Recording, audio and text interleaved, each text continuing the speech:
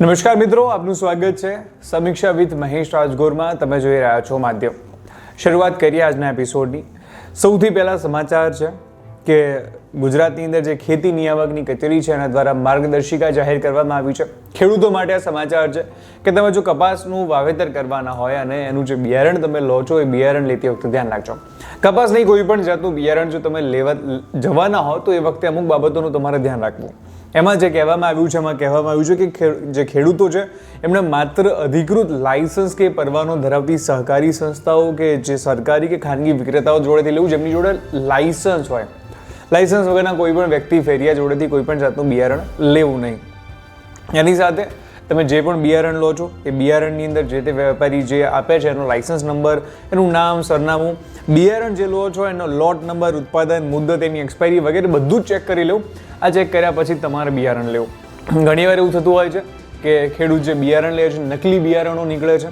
કારણ કે આજકાલ તો હવે કંઈ પણ ચાલી રહ્યું છે, નકલી કચેરીઓ ચાલી રહી છે, તો નકલી બિયારણ ક્યાં મોટી વાત છે. ખેડૂતો માટે આ ખાસ ધ્યાન રાખવા જેવી બાબત છે. માટે જો તમે તમારો પાક લેવાના હોય તો આટલું ધ્યાન રાખજો. કોઈ પણ જાતના અમાન્ય બિયારણો જે છે વાવવા નહીં. એ જે છે ગાંધીનગરથી ખેતી નિયામક કચેરી દ્વારા જાહેર કરવામાં આવ્યું છે. એટલે તમે જો કોઈ પણ પાકનો વાવેતર કરવાના હોય તો ખેડૂતો માટે આ ખાસ સમાચાર ગાંધીનગરથી છે. ગુજરાતમાં ગરમીનો પારો ધીરે ધીરે વધી રહ્યો છે. અમદાવાદમાં 46.6 ડિગ્રી સેલ્સિયસ તાપમાન રહ્યું. સૌથી ગરમ શહેરોમાંનું એક શહેર બન્યું અમદાવાદ. આની માટે જવાબદાર કોણ? તો ઘણા બધા કારણો જવાબદાર બની શકે છે. આપણે કોઈને અત્યારે દોષારોપ પણ નથી કરવું. બધા લોકો જાણે છે કે શું હાલત છે, અને એવી હાલત થઈ ગઈ છે કે સવારે 10 વાગે બપોરના 2 વાગે જેવી લૂ પડે છે. સાંજે 6 વાગ્યા સુધી તાપમાન 40થી નીચે નથી ઉતરતું. રાત્રે પણ બફારાનો અનુભવ થાય છે. અમદાવાદની અંદર વાત કરીએ તો ગુજરાતની અંદર આખા ગુજરાતમાં છેલ્લા 48 કલાકમાં 24 લોકોના મોત થયા છે. એમાં અલગ અલગ કારણો છે. કોઈને હાર્ટ એટેક આવ્યું છે, કોઈને બફારો, હીટ વેવ, આવા ઘણા બધા કારણો છે. એટલા માટે થઈને હીટ વેવમાં સાચવજો. હીટ વેવ શું હોય છે? જ્યારે અમુક ડિગ્રી કરતાં તાપમાન વધી જાય તો હીટ વેવ આવે છે. આવા કિસ્સામાં તમારે હાઇડ્રેટેડ એટલે કે પાણી પીતા રહેવું જોઈએ. એની સાથે તડકામાં ન નીકળવું જોઈએ. ડાયરેક્ટ તડકો તમારી ઉપર ના આવવો જોઈએ. કંઈક ઢાંકીને રાખવું જે તૂટી બને છે. કોઈ પણ જાતના જે કન્સ્ટ્રક્શન અથવા તો કોઈ પણ જાતની મજૂરી હોય છે આવા ટાઈમે દરમિયાન નથી કરવા દેવામાં આવતી. અને એની સાથે નાના બાળકોને બપોરના સમયે બહાર ન મૂકવા જોઈએ. આ હીટવેવ બાબતે ધ્યાન રાખવું. એના લક્ષણો છે તમે ડિહાઇડ્રેટ થઈ જાઓ છો, તમારી અંદર પાણીનો ઘટાડો થઈ જાય છે, અને પાણીનો ઘટાડો થતાં તમારા શરીરને નુકસાન પહોંચી શકે છે. માટે હીટવેવમાં સાચવજો. એક સારા સમાચાર એ છે કે અંબાલાલ પટેલની આગાહી સામે આવી છે.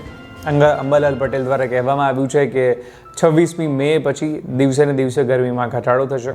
4 જૂન પછી તમને ધીરે ધીરે ઠંડક અનુભવવાની શરૂ થશે અને 8થી 14મી જૂન દરમિયાન વરસાદની શક્યતા છે. અગાઉ હવામાન વિભાગની પણ આગાહી આવી હતી, જેમાં કહેવામાં આવ્યું હતું કે 20થી લઈને 30 જૂન સુધી ગુજરાતમાં ચોમાસું પ્રવેશ કરી શકે છે. અંબાલાલ પટેલની આગાહી આવી ગઈ છે. એટલે જૂન મહિનામાં તમને આ ગરમીથી રાહત મળશે. મે મહિનો તપાડશે તમને. અને આપણે ત્યાં કહેવાય છે કે જેઠ તપે. જેઠ જે મહિનો આપણે જોઈએ ગુજરાતી કેલેન્ડર પ્રમાણે, એ પ્રમાણે જેઠ મહિનો તપશે જ. આગળ વાત કરીએ, પુણેની અંદર એક ચકચાર મચાવી દેનારો કેસ, જેમાં એક બિલ્ડરનો દીકરો, 17 વર્ષના કેટલાક મહિનાનો દીકરો, એણે અકસ્માત કર્યો, 2 લોકોના જીવ લીધા. પણ આમાં હવે વળી પાછી ફિલ્મ જેવી સ્ટોરી આવી છે. ફિલ્મ નહીં આવતું, જો કે આપણે ત્યાં થઈ ગયું છે, નોર્મલ છે, પણ રિપીટેટિવ સ્ટોરી છે. જજ સાહેબ સાંભળશે તો સમજી જશે કે શું થઈ રહ્યું છે. હવે જે છોકરો હતો એ છોકરાના ડ્રાઈવર સામે આવ્યો છે, એને કસ્ટડીમાં લેવામાં આવ્યો છે. અને ડ્રાઈવર એવું કહી રહ્યો છે, ફેમિલી ડ્રાઈવર, કે કાર હું ચલાવી રહ્યો હતો. હકીકતમાં આ વસ્તુ ડ્રાઈવર નથી કહી રહ્યો. જો કે હજુ આપણે કંઈ કહી ના શકીએ, પરંતુ વિડીયો સામે છે. વિડીયોની અંદર જોવા મળે છે કે લોકોએ જે છે એ છોકરાને નીચે ઉતારી અને માર પણ માર્યો. તો એ વખતે વિડીયોમાં આપણને જોવા મળી રહ્યું છે. એવું પણ તમને ખબર છે તથ્ય પટેલના કેસમાં પણ થયું હતું, લોકોએ એને બહાર ઉતારીને માર્યો. તો એ તો સારું થયું, એનો વિડીયો સામે આવ્યો હતો. એમાં એ બોલતો હતો કે કેટલી સ્પીડ હતી. સારું થયું, એ વખતે પણ ઘણા બધા પ્રૂફ હતા. નહીંતર તથ્ય પટેલના વકીલ પણ, જે પેલા સાહેબ હતા, એ સાહેબ પણ એવું જ કહેવા મથી રહ્યા હતા કે ભાઈ એણે તો કંઈ નથી કર્યું, 9-10 લોકોના જીવ શું ફરક પડે છે, પૈસાદાર બાપ હોય ને એટલે બધું ચાલે એમ. અહીંયા પણ ફેમિલી ડ્રાઈવર કહ્યું છે કે કાર હું ચલાવી રહ્યો હતો.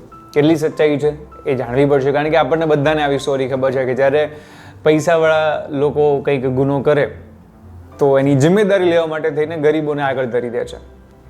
અને ગરીબોને આગળ થવું પડે છે. એમની જોડે બીજો કોઈ રસ્તો નથી હોતો. કાં તો એમને ઇમોશનલ કરવામાં આવે, કાં તો પછી પૈસાની દમદાટી દેખાડવામાં આવે, કાં તો પછી એમને ડરાવવામાં ધમકાવવામાં આવે. જો કે આ ડ્રાઈવરનો ફોન કબજે લઈ લેવામાં આવ્યો છે. હવે આગળ જોવાનું રહે છે કે શું બને છે. પોલીસે કહ્યું છે કે આ જે સગીર છે ને, સગીરના ગણો, પુખ્ત વયનો વ્યક્તિ ગણો, અને એ પ્રમાણે એની સામે કાર્યવાહી કરવામાં આવે, કારણ કે આ એક હિનિયસ કૃત્ય છે, જઘન્ય કૃત્ય છે. 2 લોકોના જીવ લેવાય. ગુજરાતની અંદર ગૌણ સેવા પસંદગી મંડળની જે વર્ગ 3ની પ્રાથમિક પરીક્ષા લેવાની એને લઈને એક અપડેટ આવી છે.